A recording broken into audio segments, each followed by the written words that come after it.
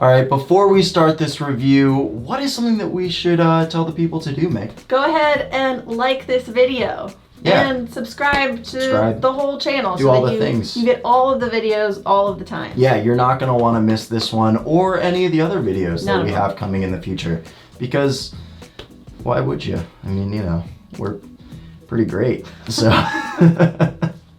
this is Brandon with Believe in the Run. And this is Megan with Believe in the Run. And today we are talking about the Asics Glideride 3.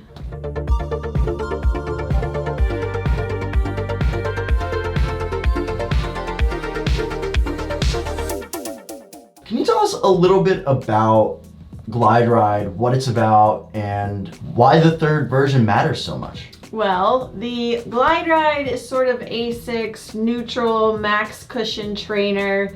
It's always been sort of an okay shoe for me, but what's really exciting about the Glideride 3 is that they've added a layer of Flight Foam Blast Plus. Ooh. Which is basically their softest and bounciest foam, and it made a world of difference in this shoe. Before we get into all of the technology and the ride, let's just start with the upper. So the upper is actually brand new in this model as well. So we have a jacquard mesh upper. It's softer and it's a little bit more breathable than the previous iteration. I found it was really comfortable. I like all of the padding through the collar and heel, and it fit my foot true to size. Yeah, I have to agree. The lockdown on the shoe is really well done. The tongue is gusseted. You get a lot of support and padding around the upper for sure. So if this is a shoe that you want to do a lot of miles in, the upper is going to be very durable and it's going to last a really long time. So super comfortable, nice lockdown, and yeah, fit my wide feet just fine. Moving on to the stuff underneath of the foot here. As we talked about a little bit earlier, you have two layers. So the top layer is the Flight Foam Blast Plus. I really struggle with saying that. Yep, say that 5 times fast. Flight Foam Blast Plus, Flight Foam Blast. Oh my God, I can't do it. And then beneath that, you just have Flight Foam. So a softer foam and then a little bit of a firmer foam beneath that. I honestly was shocked at how much I liked the ride and the feeling underfoot of this shoe. Right, so the technology is sort of split up into 2 parts, kind of like Meg said. And so you have that Flight Foam Blast Plus, which is really just cushioned and soft underfoot, and then it's stabilized really well with that Flight Foam Blast, which is a little bit of a sturdier foam underfoot. What's super special about the shoe is that it has a rocker. You could say that it kind of like rock and rolls. Okay, wow. I love a rocker geometry. I love the design, the roll through. It just creates a smooth transition and a nice ride. There's 2 elements to this shoe that really stand out. It's the Flight Foam Blast Plus on the top of the midsole, and then there's also that rocker technology. You put both of those together and you have a really smooth ride underfoot. I gotta say, I'm really enjoying this one. It's a shoe that I'm gonna take out on a lot of my long run days, easy run days. I might not wanna pick up the pace in this shoe necessarily, simply just because I have other shoes that can do that already for me. But if I were to fit this into my arsenal, it's definitely for long run days and easy run days. Yeah, and as I mentioned, this is their max cushion shoe, so you do have a decent amount of foam underfoot. In the heel, it's 32 millimeters. In the forefoot, it's 26, so you have a 6 millimeter drop.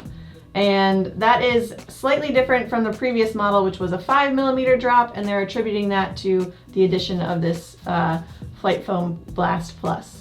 Was there higher stack in this one? So is there more? I think it's about the same. Yep. Okay, got it. So you're gonna get about the same amount of ground coverage from the Glideride 2 to the Glideride 3. Just expect a little bit more of a softer, more cushioned ride. Like a 10 times better ride. I'm telling you, this edition was money. My women's 7.5 came in at 7.79 ounces or 226 grams. My men's 8.5 came in at 9.35 ounces or 265 grams. But to be honest, I didn't really notice the weight that much. For me, when a shoe rides really well and you feel really good and locked in, things like weight and like those little subtle details, you just don't really think about anymore. They just kind of move to the wayside. Like, I feel like the weight is evenly distributed throughout the upper and the midsole, outsole, so you just have this this really good shoe, and like Brandon was mentioning, you know, you're not going to use this shoe for fast days. This really is for your long, slow, easy runs, and so for that, the weight is pretty fine.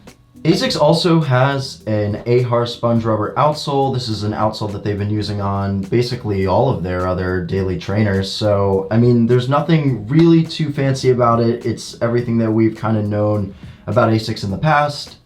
Super reliable, so no problems there. Yeah, it's really durable. It's got some decent traction, and I just think you will get a ton of miles out of this shoe. It's really durable, it's sturdy, and it's fun to run in.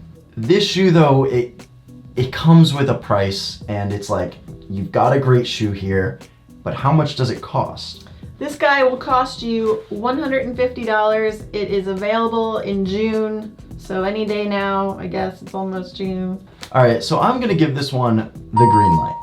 You guys don't know this, but he is standing here and he made the lights turn green. Like magic. Just like did a whole thing. I have to agree with you. This is 100% a green for me.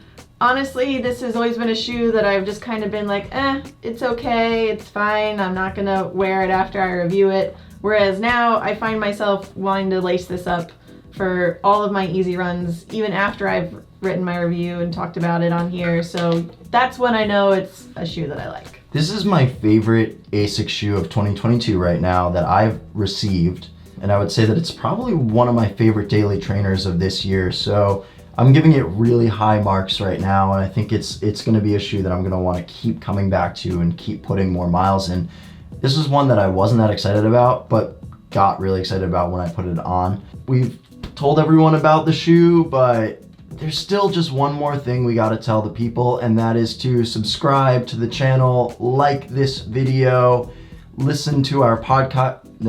Listen to the podcast. We've got 2 of those. So yeah, we've got The Drop, which comes out every Friday, and Fuel for the Soul, which is we do with Meaghan Featherston, who is a sports dietitian. We talk all things hydration and nutrition over there, so check them out. And follow us on Strava. Follow Meg on Strava. Sure. That's important. Yeah, definitely do that. Follow the whole team on Strava. Yeah, or just join the club, Believe in the Run. Yeah, that works too. Just do all of it though, because I want Strava kudos. I want cred. Okay, follow Brandon. Whatever. He needs the love. I know. Anyway, I'm always so jealous when I see that you guys get like 300 kudos, No, and I'm like, that's Thomas. who gets 300 kudos on a run? Thomas goes out for a 3-mile run, thousands of kudos. Yeah. I run a marathon, like 20. Just a few. Whatever. Oh my God. All right, I think that's it. I think the people have had enough of us today. Bye. Later.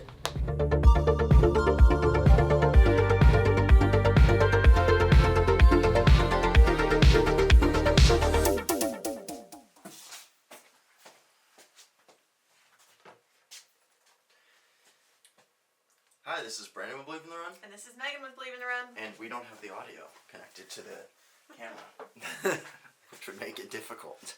That would have sucked. I would have lost. I would have been so angry with myself. The whole thing. All right.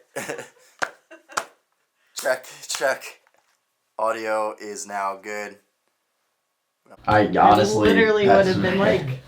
That's fair. All right, we're gonna try that again.